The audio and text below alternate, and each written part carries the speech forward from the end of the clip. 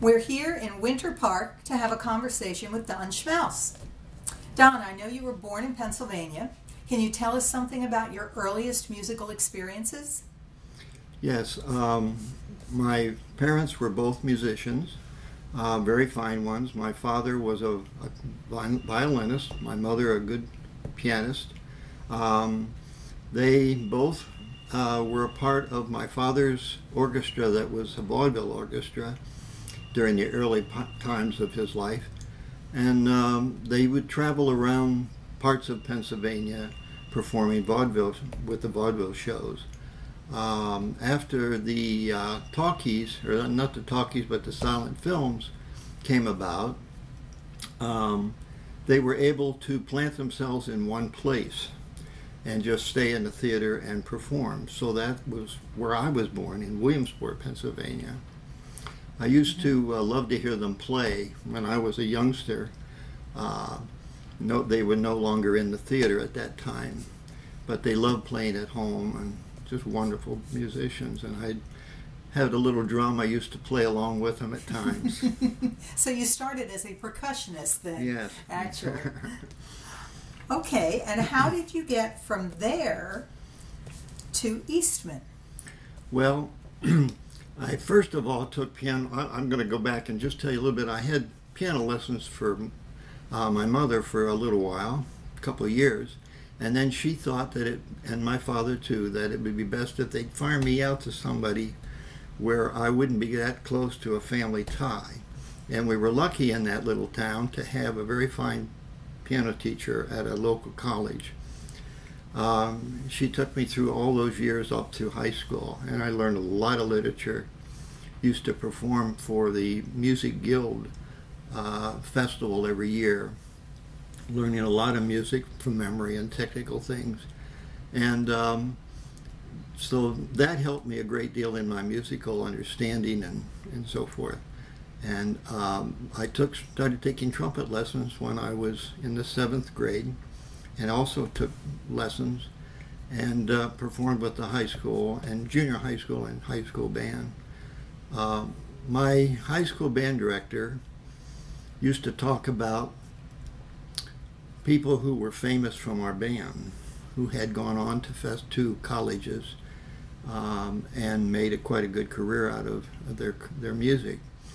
And some of the times it would be things from Eastman that he would talk about. So I had my heart set on looking into that. And I decided to pursue that endeavor and audition for them. And lo and behold, I made it. I was very, very pleased at that. Just so happy to have that happen. I was a music ed major, music supervisor course, and a trumpet major instrument, and piano was my minor instrument. While I was there, I had the opportunity to play in a lot of ensembles. The orchestras, there's several orchestras, the band, symphonic band, and my last 2 years there as an undergrad, I was a member of the elite, so to speak, with the Eastman Wind Ensemble, and made a number of recordings that were nationally circulated. One of them received a Grammy Award, which was the one that had the Lincolnshire Posy on it. Dr. Fennell was a wonderful musician, wonderful at rehearsals. We just looked forward to each day when we had an opportunity to practice and to perform. Also, there were many other wonderful conductors there, and I had Dr. Hansen do a few of the programs, and other faculty members. They also have a wonderful Rochester Philharmonic, and I was fortunate enough to be an extra once in a while on some of the concerts, and played under people like Eric Leinsdorf and Wallenstein from California, and some very, very fine musicians. So, and had an opportunity to watch some of the guest directors that they would have at times to time. So once you graduated, where did you find employment? Okay. I decided that, first of all, my father had passed away before I went to Eastman because of an automobile accident that took his life. And my mother was living alone for that period of time when I was at Eastman, so I thought I'd go back and be a part of her life yet. And I decided to take a job that was available at the Curtin Junior High School where I originally went to school. And I had 5 elementary schools as a feeder, and the school never really had band in the program. It was always an extracurricular thing, and the former music teacher just taught music appreciation type classes. And so I was able to get it into the curriculum, and the program just mushroomed with size and quality. But I decided that, 2 years was all I wanted to devote to it, and I had an opportunity to, after reading an ad about an opportunity at Purdue to be a brass assistant for a possibility of 2 years. And so I applied, and I was lucky enough to get that. And I really enjoyed it out there as well. I learned a lot from that particular thing because Eastman, of course, didn't have a marching band, and I picked up on a lot of techniques and things that the colleges were doing in the Big Ten. And I got to see a lot of the other Big Ten bands, not only at home but away. At the school had 400 or more students in the band, of which none are music majors. There's no majors at Purdue, but the musicians were very good. There was a lot of fine kids in there, and the top band was extremely good. And I was fortunate enough to be selected to be the assistant director of that band that first year. So I had chances to conduct music, which was wonderful. That was well done, and the kids liked me, and I went on and made a wind ensemble there. In addition to, anyway, after that, one year came at almost to the end. I had gotten married. I met my wife there. She was doing practice teaching. She was from Ball State and finishing her degree, and happened to be in West Lafayette for her internship. So we were married in June, and at that time I had been selected by another encouragement from the director at Purdue to apply for a job at Syracuse University. And I did that, and again was fortunate to get the position. There I had the marching band, I had music methods classes, and the instrument method classes, and I taught trumpet, and for 1 or 2 of the years there I even taught French horn applied. And it was a good program, and I liked it, but I did not have a master's degree yet, so the salary was very low. We were eating peanut butter and jelly long before we should have at the end of every month. It was just, and you only got paid once a month. Mm-hmm. So it was an effort to make it through to the end. So I decided I would, and I was playing in the Syracuse Symphony at the time as well, and I decided to go back to Eastman and get my master's. And I was continuing to play in the Syracuse Symphony while I got my master's. I was commuting 90 miles 2 and 3 nights a week for rehearsals and concerts because they had a 39-week season, and it had a pretty good pay with it. So I finished my master's degree. By the way, I got a performers at Eastman as well, which I thought might be useful at some point in time because I did enjoy orchestral work a lot. So I decided to go back to Syracuse after finishing the position and continue to play in the orchestra and teach in some of the school systems there in the area, which I did. And I remained there for a total of 12 years. I thought after the severe weathers and everything that Syracuse has, that, you know, I would love to move to a place that had a warmer climate and I could perform and teach somewhere that would make it nice for myself and my family. And so I thought, you know, it would be good maybe to move somewhere like Florida, where I could already teach and do all the things I'm doing here and have a place already paid for when I retire. That would be my goal. And that's the way it worked out. I had applied for the job at Lake Brantley High School, and I got that position. And I started in the summer of '73. The person that started the program had it as a double session program for the first semester of the year before, and was in the new building just for a half a year.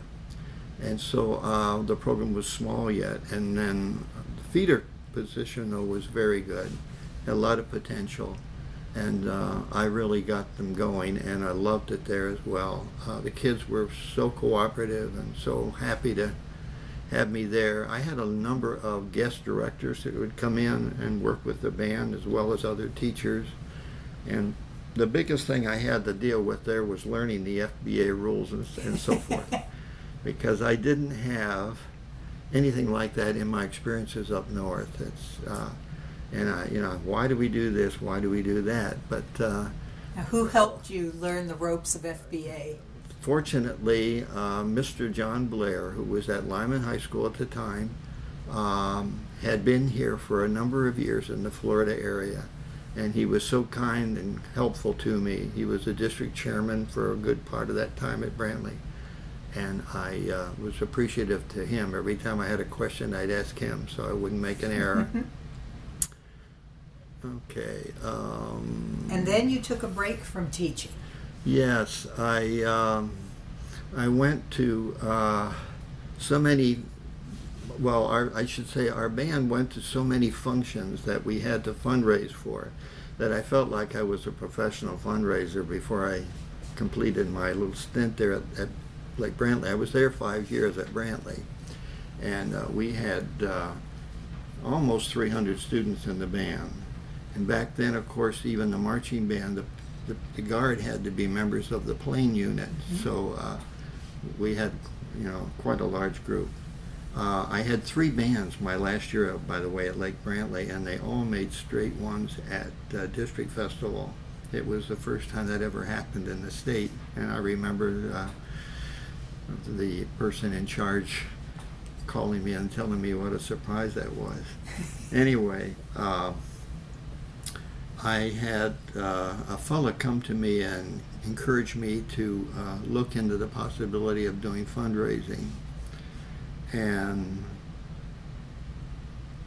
much to my chagrin now, but at the time I took him up on it. I gave a lot of thought to it, and it was a very emotional goodbye to those students and their parents, because they were all so supportive in every way. It was just a close-knit family.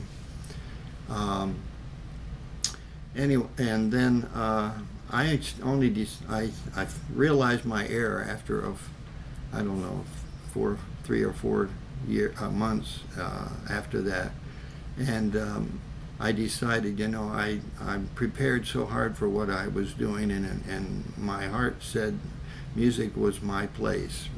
That's my soul, and I just can't leave it. I'm not getting what I thought I would get.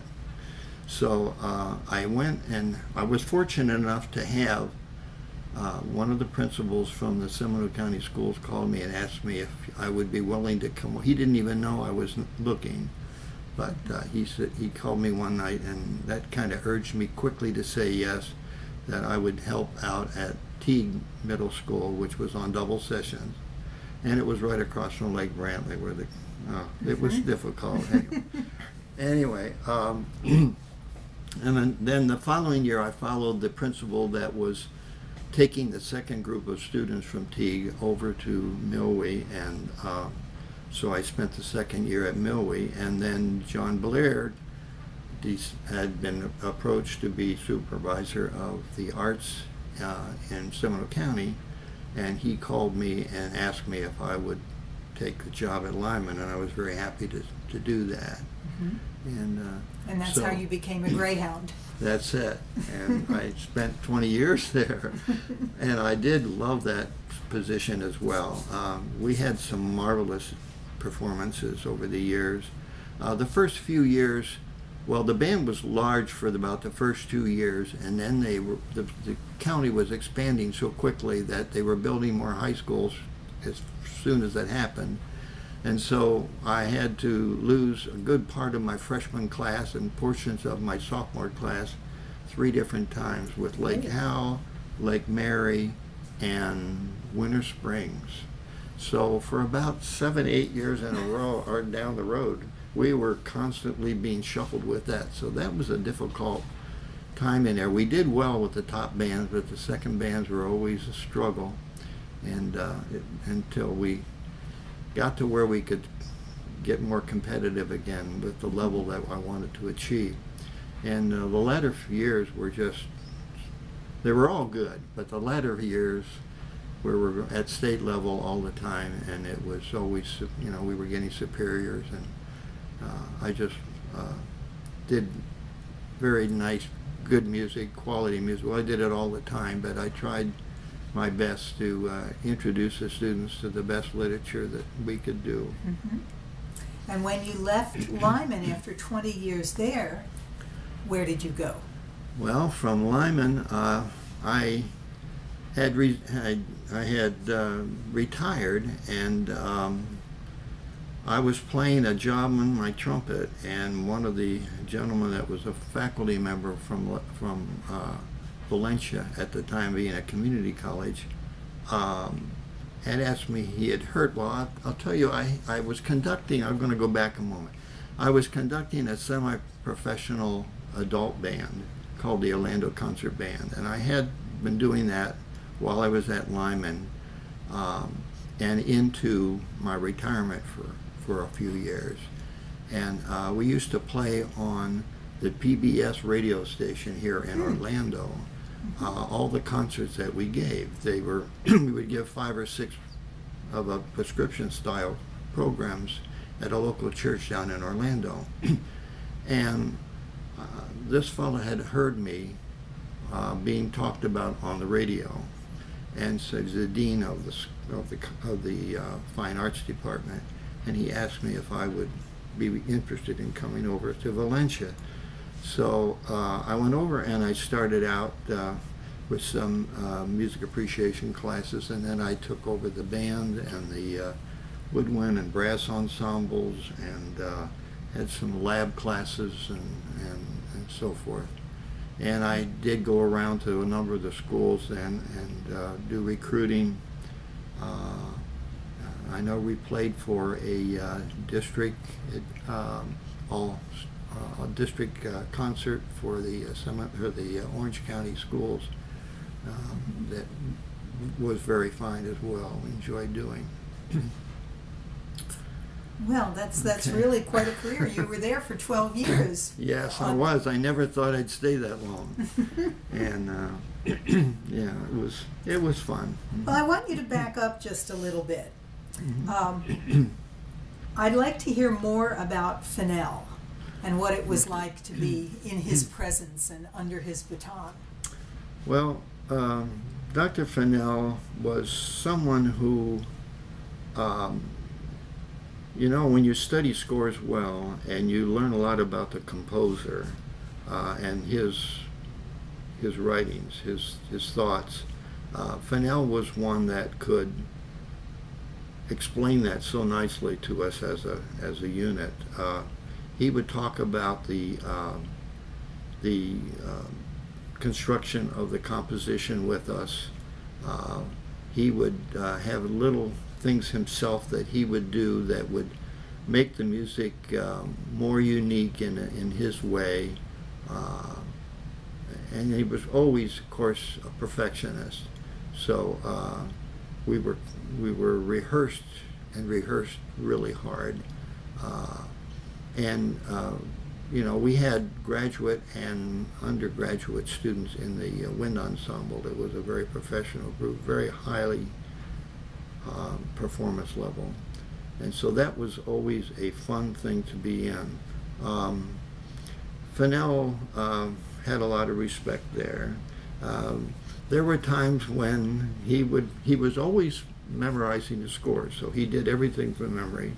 And there were times when, you know, he'd make an error or two, and it wouldn't bother us because we knew what we were doing. Mm-hmm. But he was outstanding. I always loved to have him.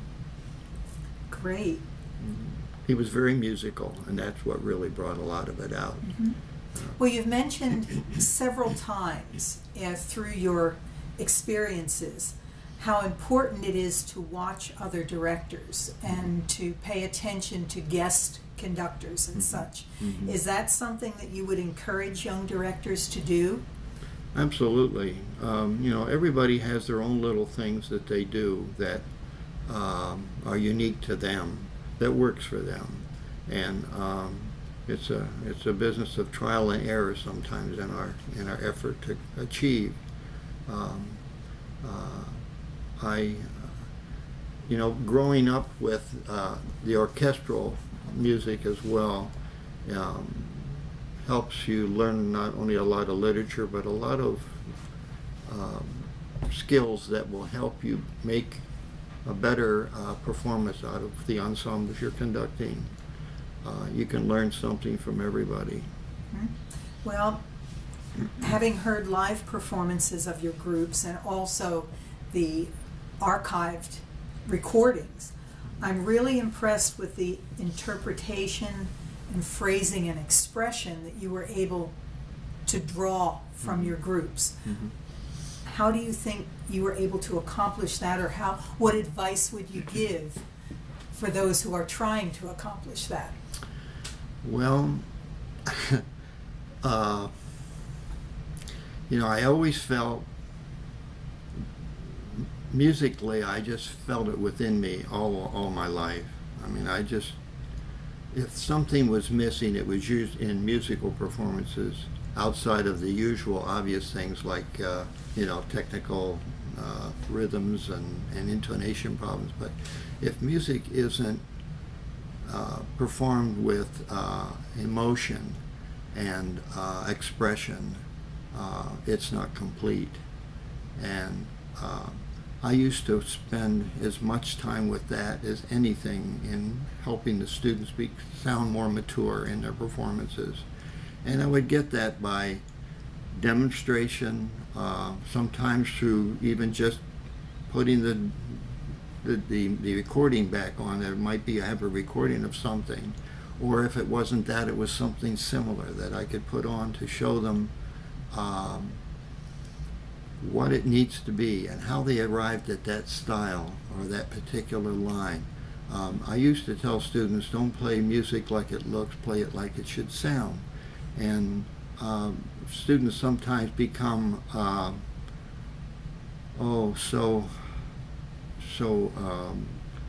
guess, what would you say, directed toward the technical aspect of the phrase. If it has a number of intervals that are large, it can inhibit the musical design. And you always want to make sure that the note you're playing is supported in such a way that it prepares the next note that's coming and keep the line moving toward a goal. I used to tell them also, never play your last note like it's your last. Don't you know, you've got to have enough air to make the phrase finish and support well. Phrasing is something that comes with maturity, and the better ensembles you're in whatever you're in, whether it's high school or college group or whatever, that's what clicks.